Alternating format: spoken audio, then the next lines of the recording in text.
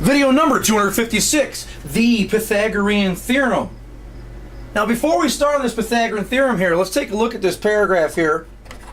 It says that right triangles and patterns of right triangles were studied going back to the Babylonians before Western civilization.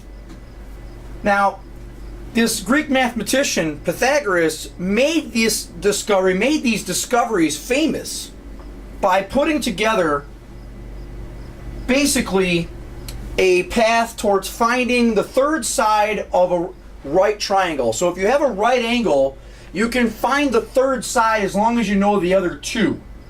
Now the two sides that form the right angle are referred to as the legs of the right triangle. The third side would be called the hypotenuse. Okay? So in this diagram down here, we would say that these two sides here are called the legs, and the third side is the hypotenuse. Now the Pythagorean theorem is quoted as being a squared plus b squared equals c squared.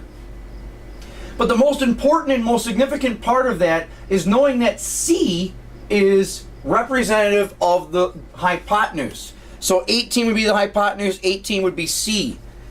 This is another way of expressing the Pythagorean theorem. Leg 1 squared plus leg 2 squared equals the hypotenuse squared. Okay? Now, let's try one without a diagram.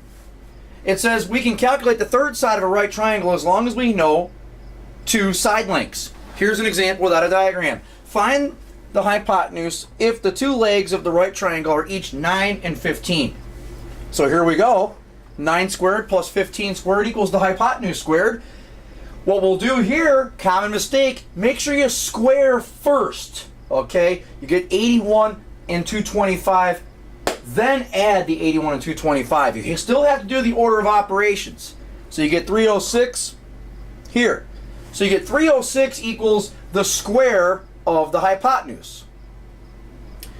Now, in order to find the value of the hypotenuse, we need to take the square root of both sides to do the opposite of squared. So in order to get rid of that little 2 right here, we'll have to do the square root. So we do the square root of both sides. Therefore, we end up getting hypotenuse equals root 9, root 34. This would be a way of simplifying the radical. You'll get 3 root 34. Otherwise, if you throw it in the calculator, you'll get 17.49 if you round to the nearest hundredth. Okay? So, that would be one example of the Pythagorean theorem. Here's another one. Find the length of the third side of a right triangle. And that's this one here. This time you're given a diagram. Okay?